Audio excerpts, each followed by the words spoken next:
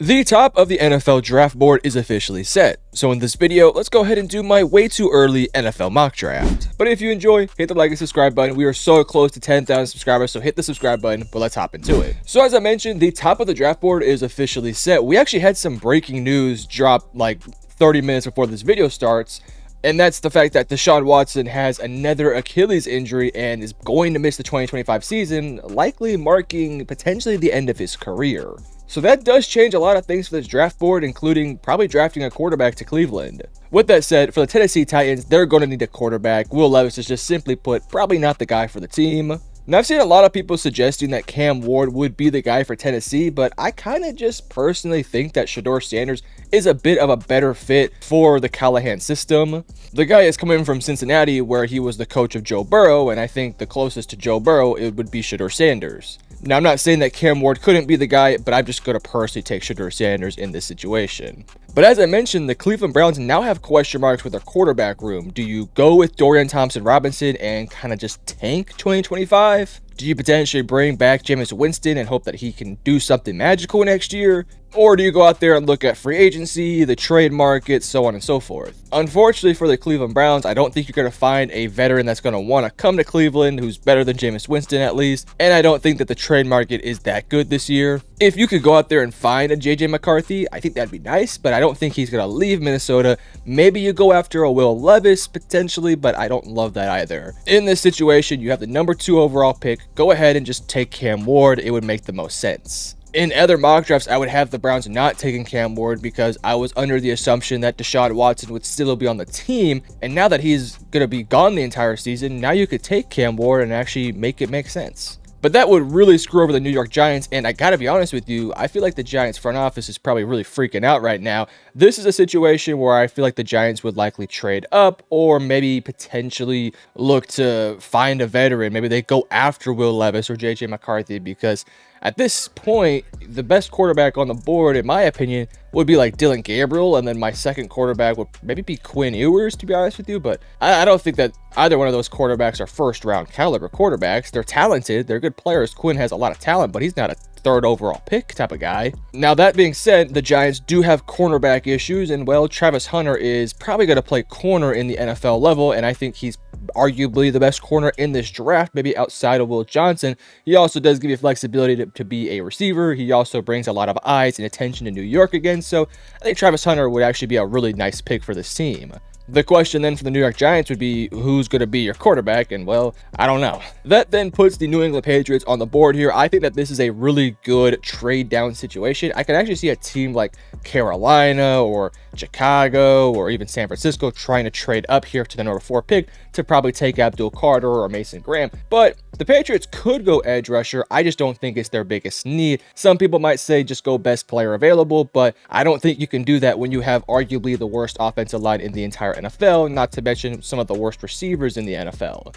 I view the offensive line as a bit more of a positional need right now. I think you can maybe find some weapons in the offseason. Maybe you bring in a Stephon Diggs or a Keenan Allen or just somebody to get the ball rolling a tad bit. So in this situation, while I don't like taking a tackle, especially Kelvin Banks or Will Campbell this early, I just view this as such a positional need for this team that they just have to find somebody who can play. So with that said, I'm going to go ahead and just take Will Campbell because I think he gives you the most flexibility to play both tackle and guard. Then there's the Jacksonville Jaguars. They also have a lot of offensive line issues, but they also have other issues on the defense as well, such as interior defensive line as well as cornerback. For me, this pick's going to come down to either Mason Graham or Will Johnson.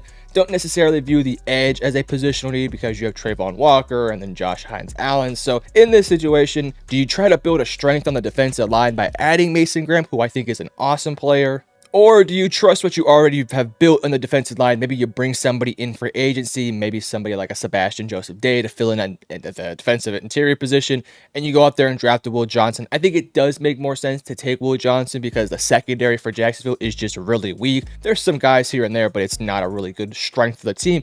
Adding a Will Johnson would give them that true cornerback one that this team really could use.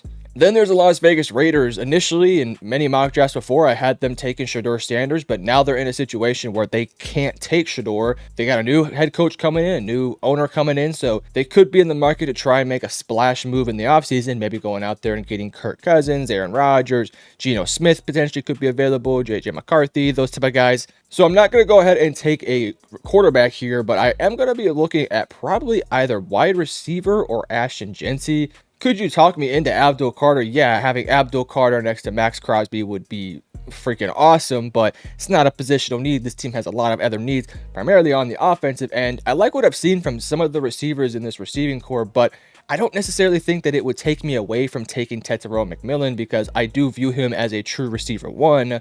And when you're trying to build an offense that's friendly towards a quarterback, getting somebody like Tet McMillan, who's massive, could be a trustworthy receiver who uses his hands, who could just throw jump balls to and just feel comfortable that it's not going to be picked, it's either going to be caught or incomplete. It does really entice me, especially when you look at the running back class and you know how deep it is. Wide receiver class isn't terribly deep, so with that said, you got a solid offensive line in Las Vegas. Sure, you got quarterback issues. I don't know what they're going to do at that position. Maybe they draft a third-round quarterback this year or get a veteran, but I'm going to go ahead and take Tet McMillan. Now, the Jets are on the clock here, and in my opinion, 2 of the top 5 most talented players in this draft are still available in Abdul Carter and Mason Graham.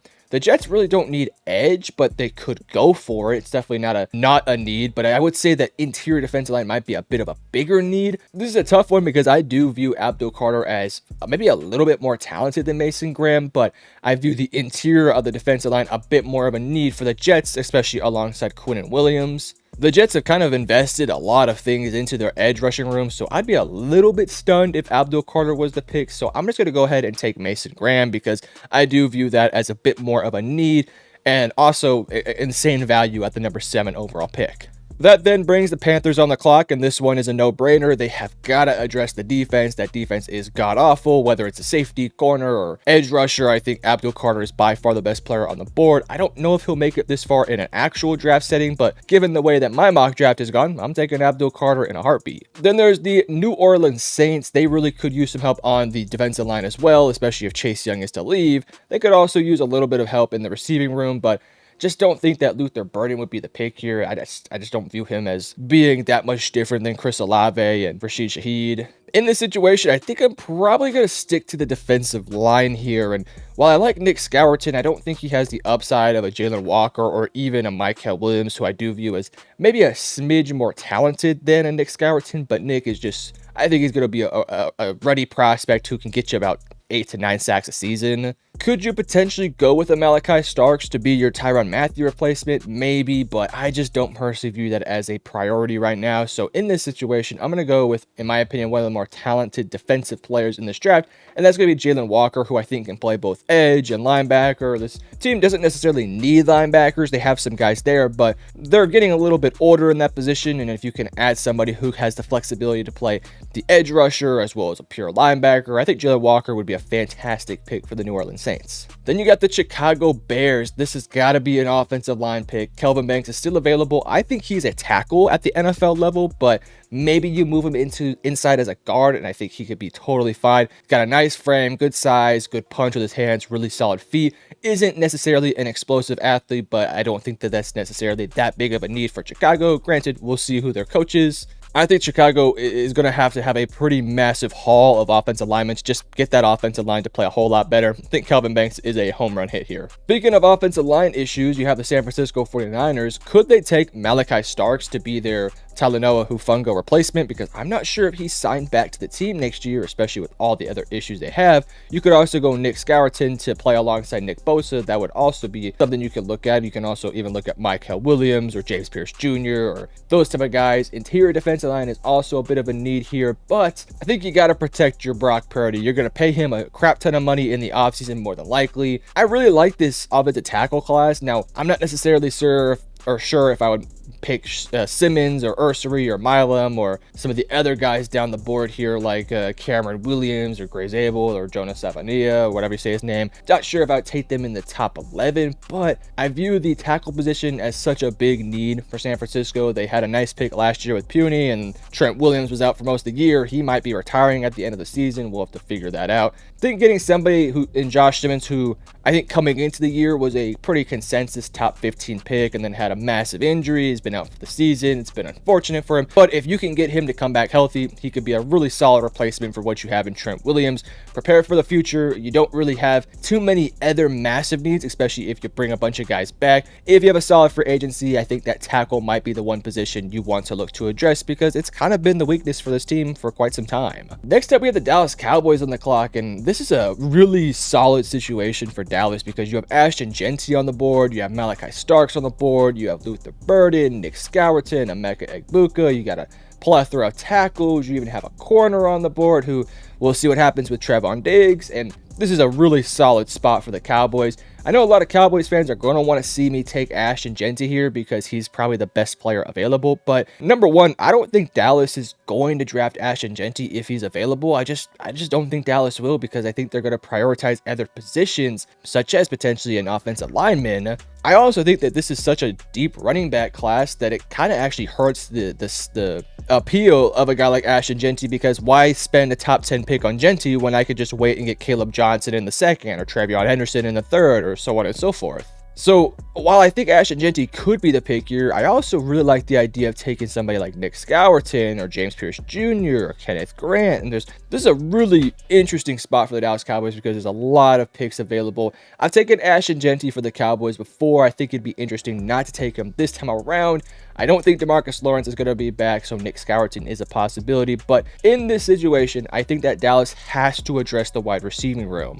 Sure, you have CeeDee Lamb, but Brandon Cooks probably not going to be on the team next year. So are you going to roll with Jalen Tolbert and Kevontae Turpin as your number 2 and number 3 receiver? Probably not. You get a guy like Luther Burden who in some ways is similar to CeeDee Lamb because he could play on the inside and outside, and arguably Luther Burden is more effective as like a slot guy. But if you can pair those two together and sort of make it like a Tyreek Hill and Jalen Waddle situation, which sure it hasn't been the greatest for Miami, but at the same time, I think Miami's in a different situation than Dallas. I think Dallas has a really good quarterback. So I think you got to support Dak Prescott. You got to get him some receivers. I think the offensive line is an issue, but I think you can address that in the offseason. So I'm going to take Luther Burden here. That then puts the Miami Dolphins on the clock. Malachi Starks is available here. I think he's an extremely talented player. Offensive line might be a bit of a bigger need for Miami, but when a guy like Malachi Starks is available, especially for a team that needs a safety, you're going to take Malachi Starks because he's a freaking stud. Then you have the Indianapolis Colts on the clock here, and I'm looking at edge rusher and defensive back. Now, you did take Laiatu Latu last year, so maybe I'm a little bit inclined to not take the edge rusher in this situation. Although a guy like Micah Williams could be a whole lot of fun. Do you look at potentially tight end here at pick 14? I love what I've seen from Tyler Warren as just somebody who's just different. I mean, he plays all sorts of positions for Penn State: quarterback, tight end, wide receiver, running back, fullback. I mean, you name it, the guy has done it. He's an impressive guy. Colston Loveland might be a bit of a better fit here for Indianapolis because he's a bit more faster. He's a little bit more rangy, more of a receiver type of guy, not necessarily an inline blocker like Tyler Warren can be. I do personally view this tight end class as being pretty deep. Like, I feel pretty confident with most of these top 5 guys here, so maybe tight end isn't necessarily the biggest need. I think cornerback should be a position that this team does target because I'm not a huge fan of their current secondary. I don't think it's bad per se, but if you can get Benjamin Morrison back to 100%, I think he'd be a home run hit. That said, trusting a corner coming off a major injury is just extremely risky, so I'm not going to take that risk. I think I'm actually going to take the tight end here because the Colts have been trying so many different tight ends, and it's just been a complete disaster. If you ask me, I personally think that Tyler Ward is a better tight end than Colston Loveland, but I personally believe that Colston Loveland is a better fit for what the Indianapolis Colts like to do, so I'm going to go with Colston Loveland here. Next is the Atlanta Falcons. They got to get some pass rushers on this team. While I still like Nick Scourton, I don't view him as the best pass rusher on the board. Maybe arguably the best edge on the board, a bit more of a good run stuffer while also being a well-framed guy who could be a decent pass rusher, but maybe doesn't have the upside of somebody like a Micah Williams or even a James Pierce Jr. I think I'm going to take James Pierce Jr. here because he's, in my opinion, the best pure pass rusher on the board. Sure, 2024 wasn't his greatest season, but he still had a lot of really good plays. So I'm going to go ahead and take James Pierce Jr. to be the pass rusher that this team really could use. That then puts the Arizona Cardinals on the clock. Again, offensive line possession. That then puts at 16 the Arizona Cardinals. Offensive line is a position of need, but I view defensive line as being a bit more of a bigger need. I think they need interior defensive line a bit more than necessarily like an edge rusher, because they do have guys like Ojulari, they have Baron Browning, who we'll see if he comes back, and a couple other guys as well. But Nick Scourton's on the board. I view him as a really solid talent. He can play inside and outside. Really solid guy. I'm going to go with Nick Scourton here. And then there's the Bengals on the clock. I think this is where Micah Williams goes. They need some defensive line help pretty badly. Outside of Trey Hendrickson, they really don't have anybody who you can consistently rely upon. I think adding somebody like Micah Williams would make a lot of sense because while he's still developing, I think he's going to be a really solid pass rusher who just needs to develop a couple more extra skills to add to his skill set. Now, unfortunately, Ashton Jeanty is falling here, and potentially a team would trade up at this point to get him. But I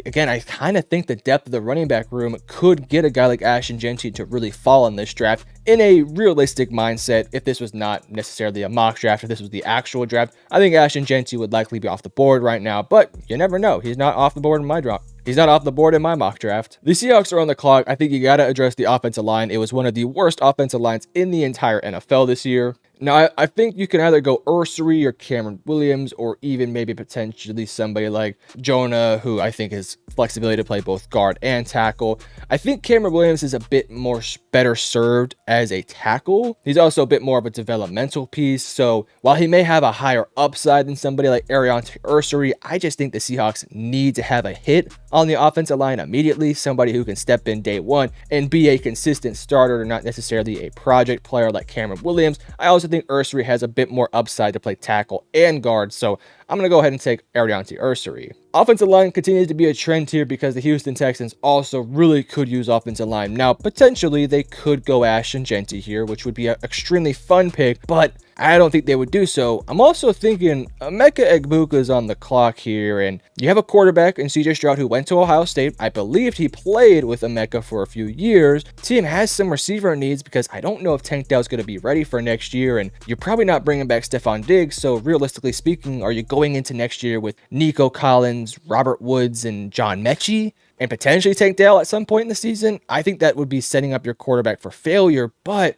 the offensive line is just such a bad unit right now that I almost feel like it would be irresponsible of me to not take the tackle in this situation. I will say Houston should address that in the offseason, but this is a tough one because I really like Emeka Egbuka and the fit next to him and CJ Stroud. I've taken tackles a few times for Houston, so while if I was personally in the draft room, I would take a tackle. But in this situation, Emeka Egbuka is probably the best player on the board here. He also does have familiarity with the quarterback, so I think it makes some sense here. So I'm going to go with Emeka Egbuka to pair alongside potentially, hopefully at one point, Tank Dell and Nico Collins. Denver's on the clock here. I think this potentially could be a fit for Ashton Jeanty. Now, you do have some running backs in there who are really good. Javonte Williams, of course. You took the guy last year from Notre Dame. I'm flaming on his name right now, but they don't really compare to Ashton Jeanty. If you get Ashton Jeanty on this offense with their improved offensive line, with their quarterback room, and just give them something to diversify their offense, I think Ashton Jeanty could be a really good fit.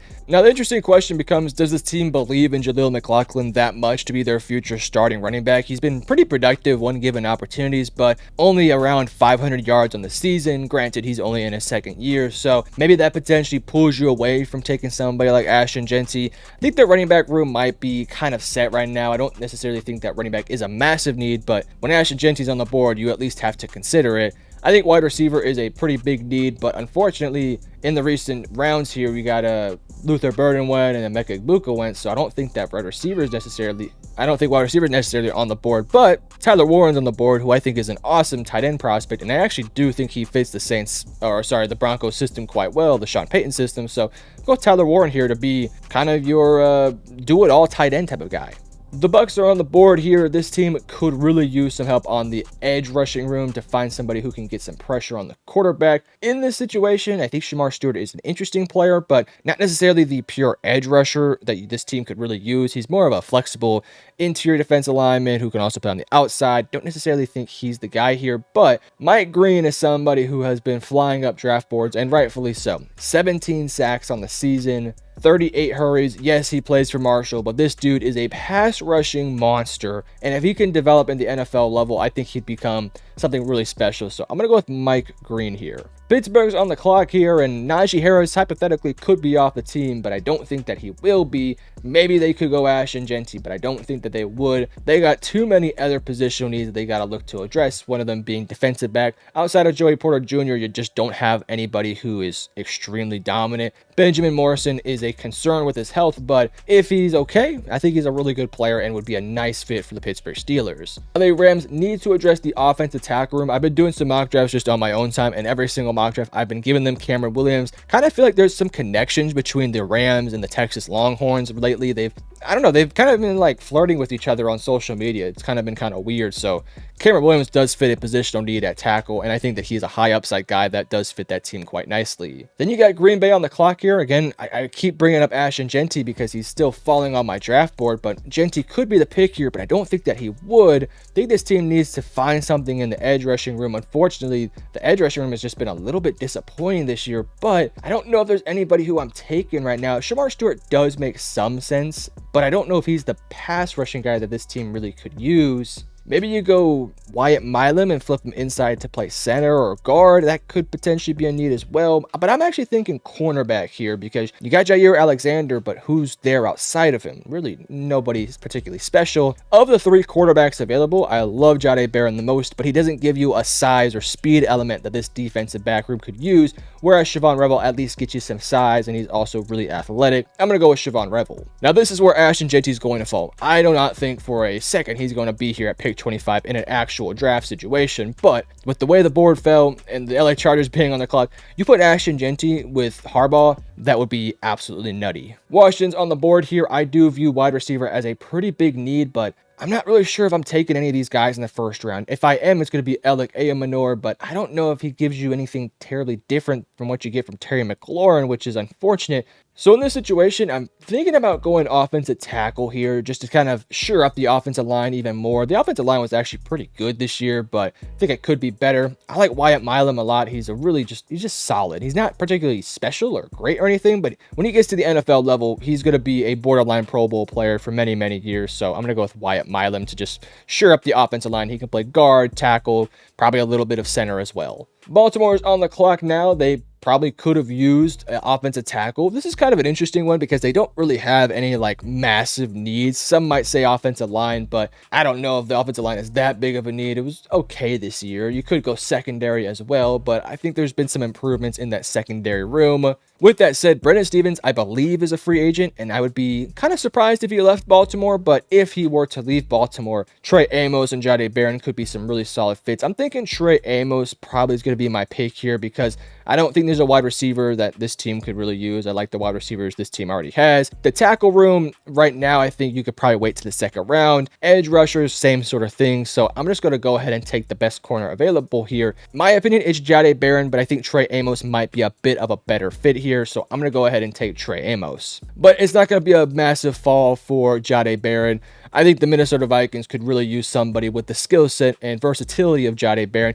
He could play nickel, he could play outside, he could play safety, he can, you name it, the guy can do it. Jahdae Barron will be such a fantastic fit for the Minnesota Vikings defense. Sure, you could go running back, but again, the running back room is okay with Aaron Jones, and I think you could probably take one in the second round and feel pretty confident about him. I think Jahdae Barron is a true difference maker for that defense. Now, Buffalo's on the clock here. Interior defensive line is probably their biggest need, and Kenneth Grant fell to them, so I'm not going to overthink it. Of the remaining interior defensive linemen, I do think that Kenneth Grant is the best available prospect, but arguably Walter Nolan or even Derek Harmon are maybe the most high upside guys, but you don't take high upside guys, especially when there's not necessarily a blue chip prospect, but a really solid prospect in Kenneth Grant available, who you kind of know what you're going to get. Philadelphia's on the board. This team just doesn't have many needs, but if there was one positional need that they need to look to address, it would be the edge rushing room, and that's just simply because because Josh Sweat probably isn't coming back, and then you're going to be relying on Nolan Smith to take a big step forward, and I haven't personally seen anything from him. Now, Shamar Stewart is interesting. The dude is absolutely massive. 6'6", 290, arguably could just be a pure interior defensive lineman at the NFL level. But would a team like Philadelphia go for him? I don't know, because he doesn't really give you that edge rusher that this team could really use. And outside of Shamar Stewart, I like Landon Jackson a lot, but I think he's very limited with what he can be. And then Princely, bit more of a developmental guy. Ashton, I like a lot, but I don't know if I would take him over Shamar Stewart. Jack Sawyer, JT have been extremely productive throughout their careers, but again, I think their ceiling is a little bit capped right now, so this is a tough situation. I think I'm just going to go ahead and take Shamar Stewart because he's probably the most talented guy here, who may not give you a ton in the pass rushing department, but I think he can play a very versatile piece in this defense, whether it's interior or exterior, and I think he can be a solid enough defensive lineman to be worthy of the 30th overall pick. Now, the Chiefs are on the clock here. I think you have to nail the offensive tackle position. That position has sort of been I don't know the term for it, but it's sort of been the thorn in their side the past few years.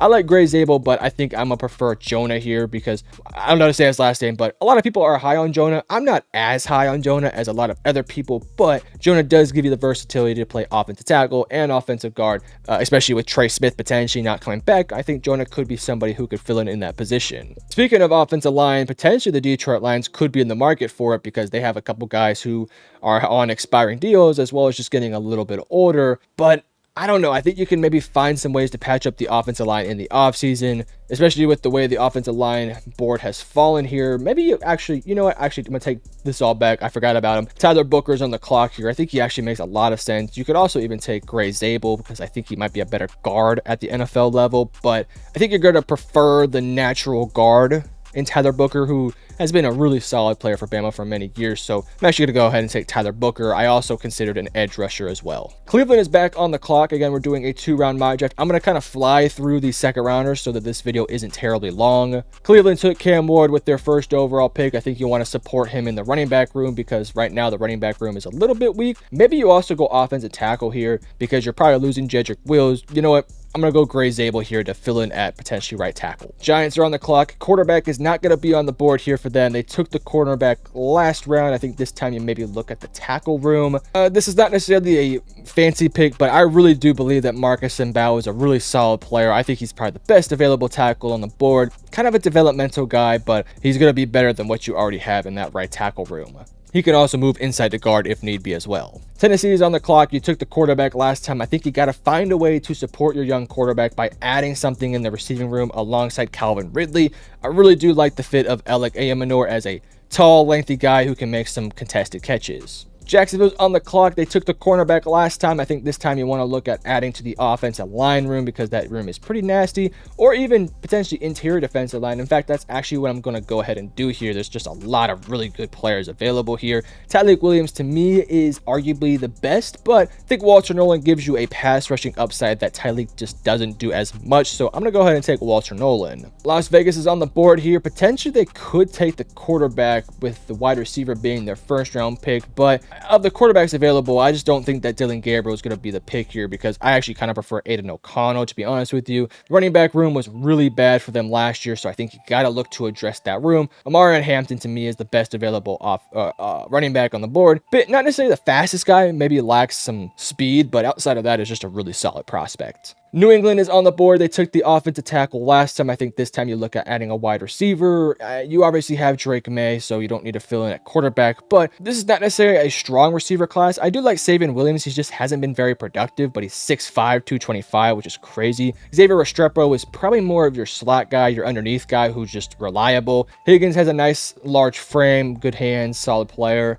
I'm leaning towards Xavier Restrepo just to have somebody who is extremely reliable for your young quarterback, so I'm going to go with Restrepo here. I said this earlier, but if I'm the Chicago Bears, I'm looking at probably double dipping here at offensive line, but unfortunately, the offensive linemen have all kind of fallen off the board here. I think if I was to take the pick here, it might be Donovan Jackson, but I'm not going to do that. I'm going to look at the edge rushing room because this edge rushing room has been pretty bad this year, and adding somebody like Landon Jackson could be nice, but Princely might have higher upside. I think I'm leaning towards Actually, Ashton Galati, I'm a huge fan of. Just high upside pass rusher, 5 sacks this year, 9 sacks last year. Gets a lot of pressures, 46 hurries. Those will eventually turn into more sacks. I think I'm leaning towards Ashton here. Saints took the linebacker slash edge rusher last time. I think you want to look at adding some pieces to the offensive here. I'm liking Gunnar Helm to be potentially a replacement for what they have in the tight end room, but I also do think adding to that interior defensive line might be nice too. Obviously, they took a guy a few years from Clemson who's kind of panning out to be something pretty nice over there, but adding somebody alongside him in Tyreek Williams would be awesome. Chicago went with the edge rusher. I think this time maybe you double dip back into the offensive line room. I did say earlier that I like Donovan Jackson a lot. I do. I think he's a solid player who can play tackle and guard, so I'm going to go ahead and take Donovan Jackson.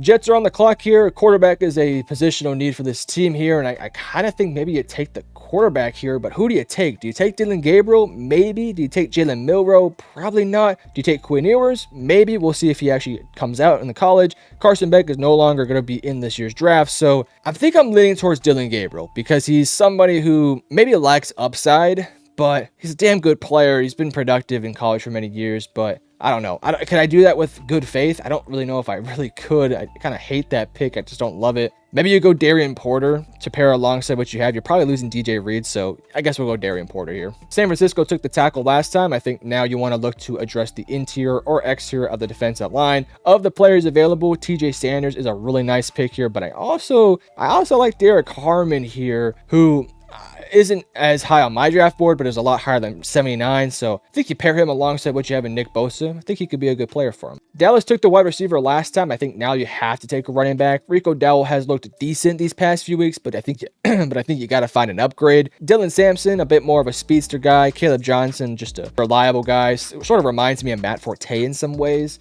Trevion Henderson, Quinshon Judkins, Devin Neal. I like Cam Scotabo, but they are massively overranking him at this point. I don't think his skill set is going to be as functional at the NFL level. I'm not saying he's a bad player, but I'm viewing him more as like a late second, early third round pick. I'm going to go ahead and take Caleb Johnson because I think he has the best NFL skill set. Indianapolis on the board here. We took the tight end last time. I think now you got to look at adding potentially in the secondary. Of the cornerbacks available, I like Maxwell Hairston the most from Kentucky, so we're going to take Maxwell Hairston. Atlanta took the edge rusher last time, so this time I think I'm going to stick here to the defense. You got your offense basically figured out for the most part. Could you double dip on the edge rushing room, the interior defensive line room? Maybe, but you took a couple guys last year. You took somebody this year. So I think in this situation, Jahad Campbell is available, who I'm pretty high on. Linebacker prospect. I don't think linebacker is the biggest need for this team, but I do think it is a big enough need to potentially take Jahad Campbell. We took Nick Scourton for the Arizona Cardinals last time around. I think this time I might want to look at adding something in the wide receiving room to pair alongside Marvin Harrison Jr. Not too sure what's going to happen with Greg Dortch, and then you obviously have Michael Wilson. You could go Jaden Higgins, who has a nice size frame, actually has some production to back him up, 6'4", 215, a bit of a solid prospect here. I don't necessarily know if he gives you the speed element that this offense could really use.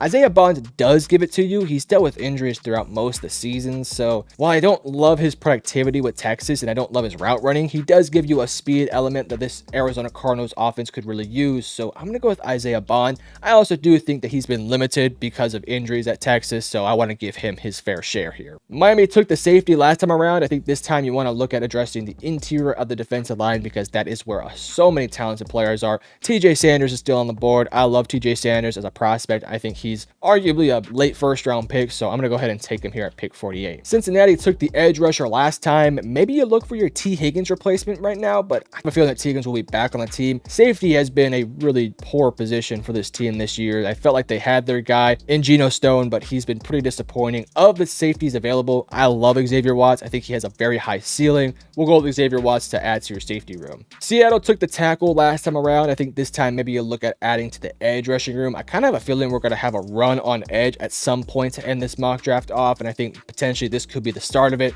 I like Landon Jackson the most of these guys, but Princely might have the highest upside. Jack Sawyer and JT are also really solid prospects too. I think I'm leaning towards Landon Jackson because I know what I'm getting with Landon. Houston's on the board here. We took the receiver last time. I think now you got to take an offensive lineman. Josh Carnley's still on the board. I don't know if he has the interior offensive line skill set. Do you maybe go with a Tate Ratledge from Georgia? Dealt with injuries throughout most of the year, but was pretty good when he was playing. He was obviously really good last year. I think I'm going to go Tate Ratledge. because you know what you're going to get with him if he is healthy. Denver added the weapon in Tyler Warren last time we were with their pick. This time around, I'm kind of thinking about finding more depth in the defensive line room. I don't think there's a linebacker that I'm necessarily taking. I like Chris Paul Jr., but I don't know if I'm taking him at pick 52 here. Could you go wide receiver? Potentially, but you have Cortland Sutton. You brought in Tyler Warren, hypothetically. You got some young guys that you probably like to keep around. So while edge rusher isn't their biggest need, maybe you try to build even more of a strength there, potentially, but linebacker might be a bit of a bigger need for this team here. I don't love the names available, but of the names here, I think I lean towards Chris Paul Jr. I liked Barrett Carter a lot coming into the season, but he hasn't been incredible this year, so